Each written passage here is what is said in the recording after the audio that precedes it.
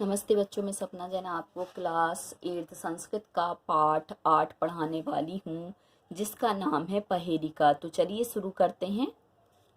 पंचदशा पाठः 15 पाठ पहेलिका अर्थात पहेलियाँ। पहेलियाँ मनोरंजन की प्राचीन विधा हैं। ये प्राय विश्व की सारी भाषाओं में उपलब्ध हैं। संस्कृत के कवियों ने इस परंपरा को अत्यंत समृद्ध किया है। पहेलियाँ जहाँ हमें आनंद देती हैं, वहीं समझबूझ की हमारी मानसिक व बौद्धिक प्रक्रिया को तीव्रतर बनाती हैं।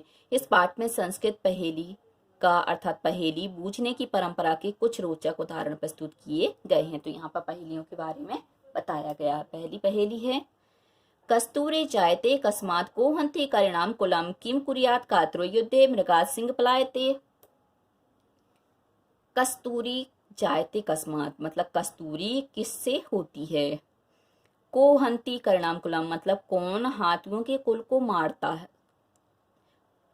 है। किम कुर्यात् कातरो युद्धे मतलब कायर को युद्ध में क्या करना चाहिए। मृगात् सिंह पलायते नेक्स्ट मृग के द्वारा सिंह पलायत मतलब भाग जाता है।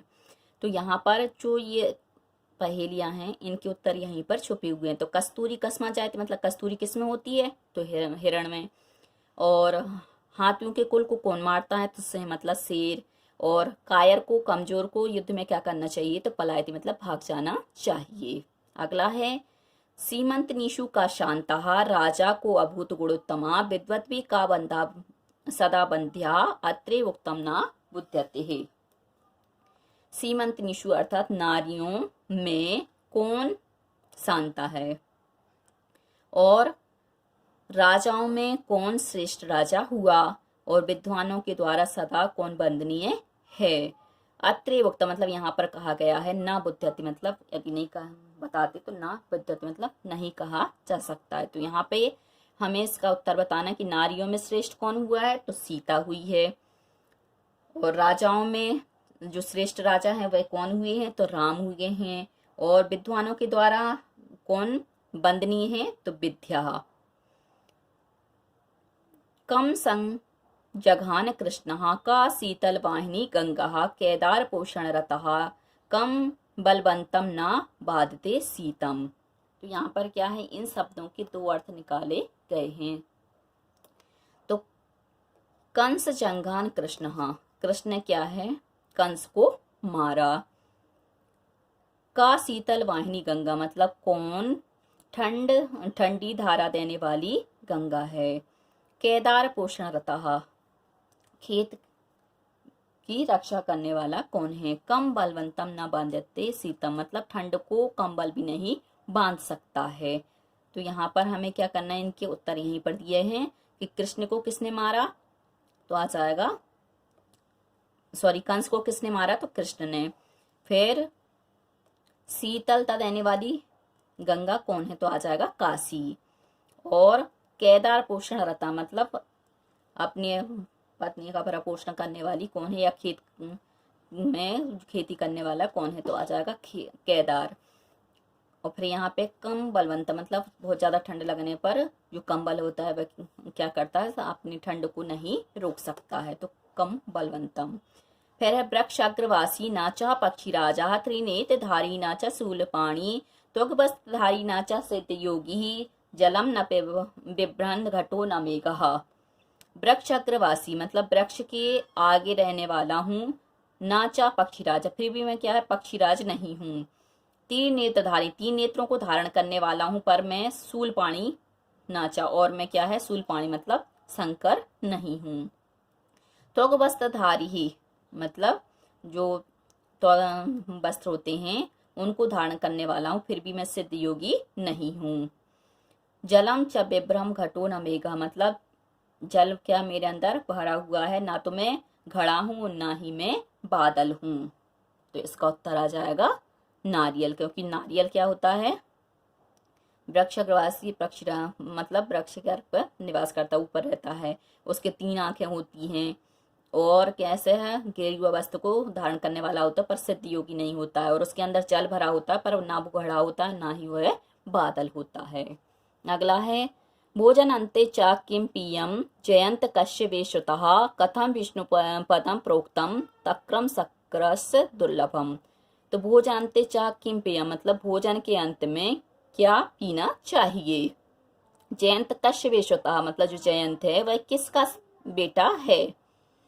कथम विष्णु पदम प्रोक्तम मतलब जो मोक्ष है वह कैसे प्राप्त होता है।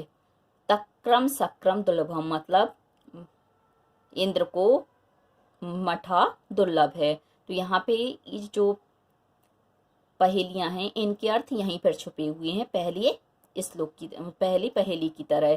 भोजनांते च किम पियम भोजन के अंत में हम क्या पीते हैं। तक्रम अर्थात मठा। और जयंत कश्य विश्वता मतलब जयंत किसका बेटा है तो इंद्र कहा। और मोक्ष पद कैसे प्राप्त होता है तो दुर्लभ मतलब बड़ी मुश्किल से प्राप्त होता है। अब आते हैं हम अभ्यास प्रश्न पर। श्लोक अंशेषु रिक्तस्थानी पूर्यत मतलब इस श्लोकों के अंश से रिक्त स्थानों की पूर्ति करो।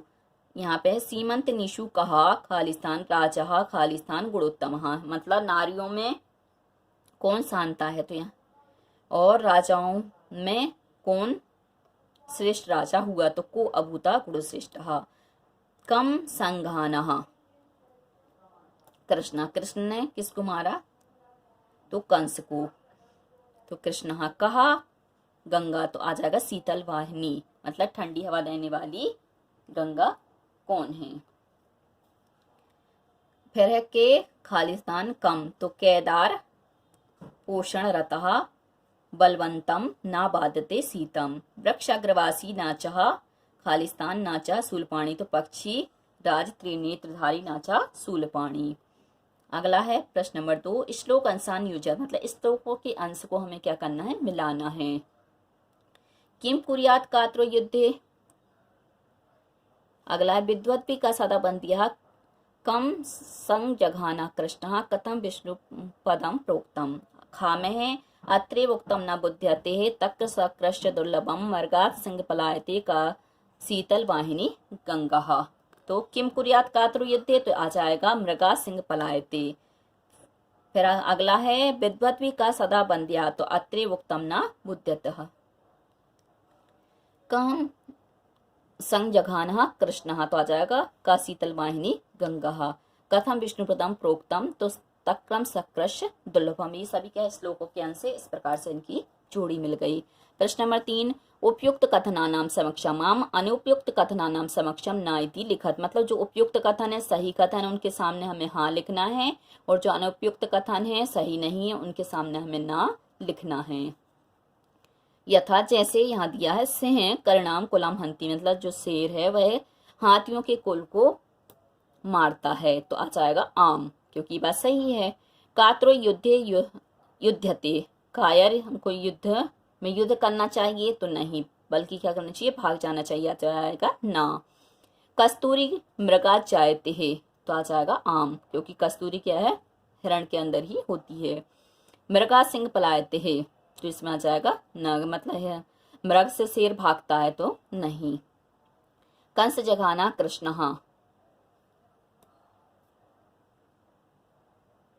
तो कंस ने कृष्ण को मारा तो ये बात गलत है जबकि क्या है कृष्ण ने कंस को मारा था तो आ जाएगा ना। तक्रम सकृष्य दुर्लभम तो आ जाएगा आम। जयंता कृष्णस्य पुत्र जयंत कृष्ण का पुत्र जबकि इंद्र का पुत्र तो आ जाएगा ना। प्रश्न नंबर 4 संधि विच्छेदम पूर्यत मतलब संधि विच्छेद को पूरा करो। करणाम कुलम तो आ जाएगा करणाम धन कुलम। को अभूतः तो कह धन अभूतः। अत्रेव उक्तम अत्र धन एव धन उक्तम तो हो जाएगा अत्रेव उक्तम। वृक्ष अग्रवासी वृक्ष धन अग्रवासी ही यहाँ पे दीर्घ स्वर संधि है। त्वक वस्त्रधारी त्वक धन वस्त्रधारी तो यहाँ पे व्यंजन संधि ही। बिभ्रन तो बिभ्रत धन नह तो यहाँ पर भी व्यंजन संधि।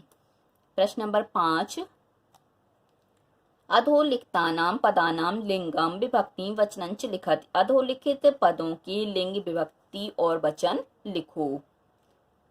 पदानी पद लिंगम विभक्ति वचनम यथा जैसे करणाम पुल्लिंगम षष्ठी। यहाँ पे क्या है जो कर्ण शब्द दिया है वह पुल्लिंग है और विभक्ति यहाँ पे आ जाएगी इसकी षष्ठी और वचन आ जाएगा आपका बहुवचन। अब आते हैं कस्तूरी ही। तो कस्तूरी में स्त्रीलिंग प्रथमा विभक्ति एक वचनम। युद्धे में पुल्लिंग युद्ध शब्द हो जाएगा तो युद्ध पुल्लिंग सप्तमी विभक्ति एक वचनम। सीमांत निशु तो स्त्रीलिंग सप्तमी विभक्ति बहुवचन। बलवंतम तो आ जाएगा पुल्लिंग द्वितीय विभक्ति एक वचनम। शूलपाणी तो पुल्लिंग शब्द शूलपाणी शब्द आ जाएगा पुल्लिंग प्रथमा विभक्ति एक वचनम। सकृश तो पुल्लिंग षष्ठी विभक्ति एक वचनम।